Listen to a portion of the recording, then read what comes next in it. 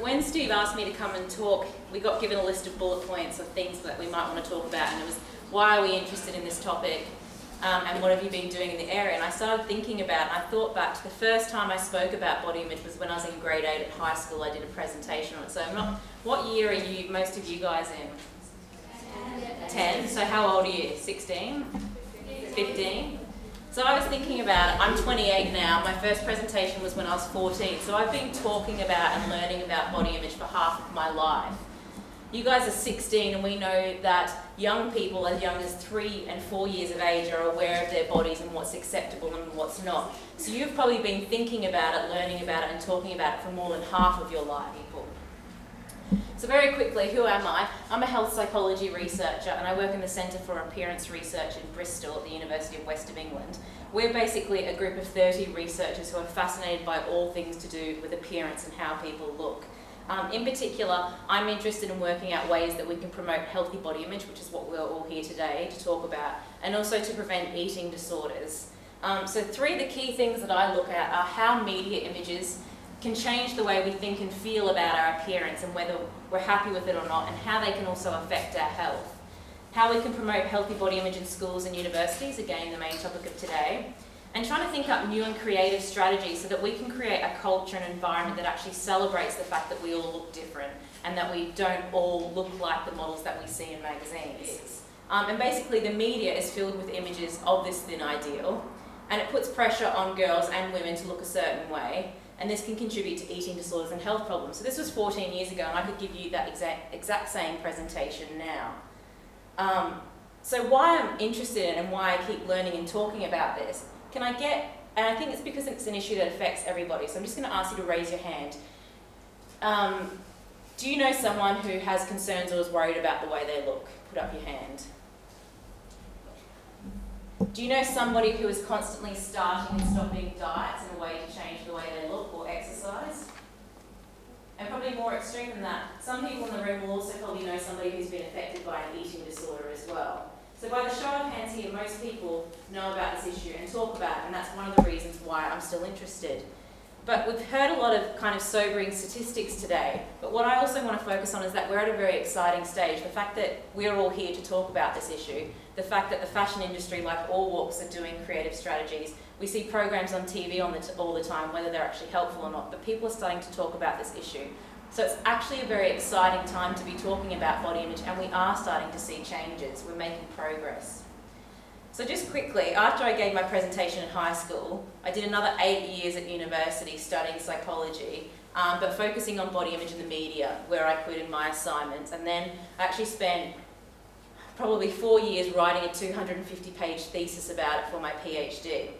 And when I started my PhD, I had a meeting with my supervisor, and I was really frustrated because I thought, okay, we know that these images exist in the media, and we've heard a lot about media literacy, which is basically teaching young people how to critique the images that you see. So telling you that they're not real, telling you that they're airbrushed, telling you, don't worry about it, you're not expected to look like this because this doesn't even exist. But I kind of got a bit frustrated. I thought, well, why should we even have to learn that?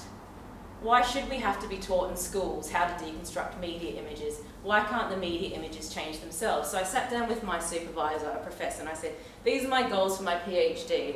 I want to change the thin ideal of female beauty. I also want to change the muscular ideal of male beauty. And we've talked a little bit about men, but also there's lots of research which suggests that it's just as concerning for guys your age. In fact, there was a survey in Australia where I'm from of 45,000 young people, and they asked both boys and girls from 11 to 24 years what the most concerning and pressing issue was for them in their lives. And the top issue for both boys and girls was body image. So it's not just an issue for girls. And I also wanted to change the images that we see in the media. So my supervisor said I was quite ambitious in a 3-year project. And I don't know that I achieved all of that, but hopefully somewhere we got further along the way. But I started thinking, well, how would I actually do this? So we hear all the time that images of thin models are bad. They make us feel bad about our bodies, and they set an unrealistic ideal. But then I thought, well, what type of images would actually make us feel better? What would we need to see to feel good about our bodies? Psychologists have spent the past 20 years looking at what makes us feel bad about our bodies? What leads to negative body image, and what do thin models do? So I was thinking, well, what if we actually change it? What would happen? So I thought about, well, what about average size models? And most of you probably know these models as plus size models, but as Deborah said, I don't think that's a very helpful term, and because it suggests that if you're anything bigger than a size 6 to 8, you're somehow plus and bigger than what you should be. So I prefer the term average size models, and models that are more reflecting of what we all look like. So how do we feel when we see models that are more similar to us? But then how do we convince the advertising, media and fashion industries to use more average size models? As Deborah just said, a lot of it is about money. Basically, they're trying to get us to buy products so that we can try and change the way that we look. So I was thinking, okay, so people say that they want to see them, but would they actually work in advertisements? Could you sell products just as well if you used more average size models? So I did a few studies, and one of the first studies I looked at was, I started by looking at female models. And what I wanted to know is, when people look at average size models, how do they feel about their bodies, but also how do they perceive how effective the ad is? Do they like the ad when it's a larger body size? So what I did was I created a series of images for my PhD. The first one was an image of no model. The second one, this is a model which is an Australian size 6 to 8, which is similar to the standard model size in the UK. And all of these models were professional fashion models. This is a plus size model who is a size 14 to 16, which is the average size of women in the UK and in Australia as well. And I tried to make all the ads as similar as possible in terms of the background and things like that. And what I did was I got around 500 young Australian men and women to look at, they either saw one version of these ads, so they saw ads with no models, or they saw ads with thin models, or they saw ads with the larger average size models. And basically what I did was I asked to get their reactions to the brand, like, how much do you like this? How likely would you be to buy the product? And then I also measured their body image after they saw them. The next step was to do it for men, but men was a little bit more tricky. For women, we can be different from the ideal just by being larger. There tends to be one very dominant ideal of beauty for women, that's to be very thin, all the things that you guys just said. For men, it's a little bit different. We talk a lot about the muscular ideal, which is this one in the middle, which is to have very broad shoulders, a slim waist, to be very toned and defined. But men can deviate from that ideal in two ways. They can either be slimmer and less muscular and toned, or they can be a bit larger and not have the muscularity. Unfortunately, when I did this study, I was just able to go onto modelling agency websites and get the pictures of the plus size models, get the pictures of the thin models. For men, there are no plus size models, and there's not really very many lean models. So what I had to do is, this is a real person here, a professional male model. Then quite embarrassingly, in the low point of my PhD, is I had to go around my university campus and stand outside nightclubs in Brisbane, asking guys if I could take their photo for my research. This is the non-glamorous side of research.